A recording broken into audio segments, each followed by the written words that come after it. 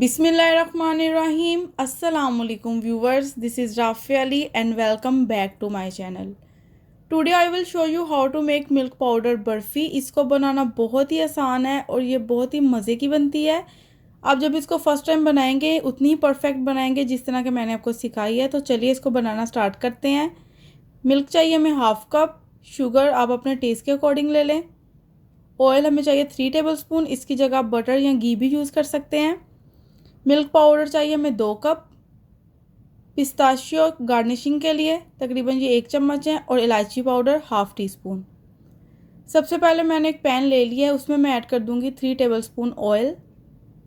Flame यहाँ पे मैंने बिल्कुल ही लो रखी है और साथ ही इसमें मैं ऐड कर दूंगी मिल्क. और अब इसमें मैं ऐड कर दूंगी इलायची पाउडर.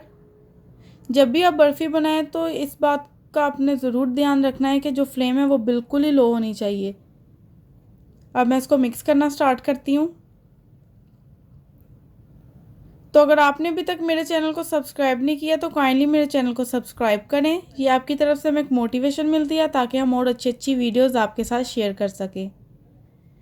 तो दूध जो है वो अच्छे से गर्म हो चुका है. अब मैं इसमें ऐड कर देती हूँ शुगर. आप शुगर की जगह शक्कर भी यूज़ कर सकते हैं. अब इसको मैं अच्छे से मिक्स करना स्टार्ट करती हूँ. आहिस्ता आहिस्ता इसको मिक्स करेंगे और वेट करते हैं कि जब तक हमारी शुगर डिज़ोल्व नहीं हो जाती. तो शुगर अच्छे से डिज़ोल्व हो चुकी है, देखें. अब मैं इसमें ऐड कर दूँगी मिल्क पाउडर. मिल्क पाउडर आपने एक ही बार में ऐड नहीं करना, आपने इसको थोड़ा थोड़ा करके ऐड करना है और अच्छे से मिक्स करते जाना है साथ साथ ताकि गुठलियाँ ना बने इस तरह. और फ्लेम अभी भी लो है. जब भी बर्फ़ी बनानी है, मैंने आपको पहले भी बताया, आपने फ्लेम लो ही रखनी है. फिर से थोड़ा सा मिल्क पाउडर ऐड करूँगी मैं इसमें और अगेन इसको मिक्स करना स्टार्ट करती हूँ अच्छे से.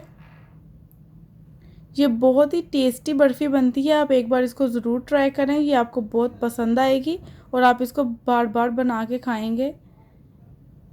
अब जो बाकी बच गया मिल्क पाउडर वो भी मैं इसमें ऐड कर दूँगी और सेम मैं इसको अच्छे से मिक्स करूँगी ताकि मिल्क पाउडर अच्छे से मिक्स हो जाए. और एक बात मैंने आपको पहले भी बताई है, मैं बार बार आपको इसलिए बता रही हूँ कि आपकी रेसिपी ख़राब ना हो जाए. तो जब भी आपने बर्फ़ी बनानी है तो फ्लेम आपने बिल्कुल ही लो रखनी है. ये देखिए, आपको पता चल रहा होगा कि फ़्लेम जो है वो बिल्कुल लो है.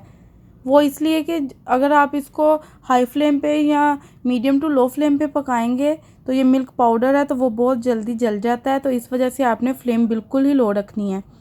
तो 7 से 8 मिनट मैं इसको मिक्स करूँगी जब तक ये कंबाइन होना स्टार्ट नहीं हो जाती. तो देखें 7 से 8 मिनट हो चुके हैं. बर्फ़ी हमारी अच्छे से रेडी हो चुकी है. अब ये जमने के लिए बिल्कुल रेडी है. आप देख लें, आप जब भी बर्फ़ी बना रहे हैं तो उसकी कंसिस्टेंसी बिल्कुल यही होनी चाहिए. अगर इस तरह की नहीं होगी तो बर्फ़ी आपकी बिल्कुल भी नहीं जमेगी.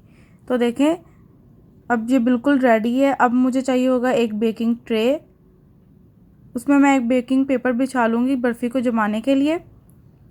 तो इस तरह से मैंने एक बेकिंग पेपर बिछा लिया है. अब उसमें मैं ऐड कर दूंगी बर्फ़ी.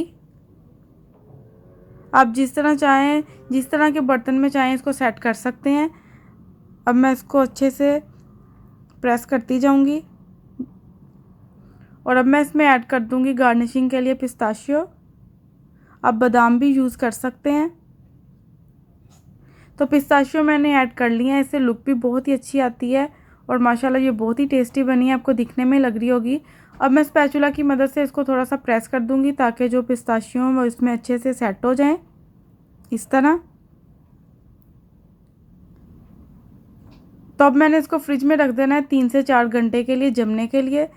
अब मैं इसकी कटिंग कर लूँगी. तो बर्फ़ी हमारी बिल्कुल रेडी है. आई होप आज की वीडियो आपको पसंद आई होगी. अगर पसंद आई है तो लाइक, सब्सक्राइब और कमेंट करना मत भूलें. मिलते हैं नेक्स्ट वीडियो में. तब तक अल्लाह हाफिज़.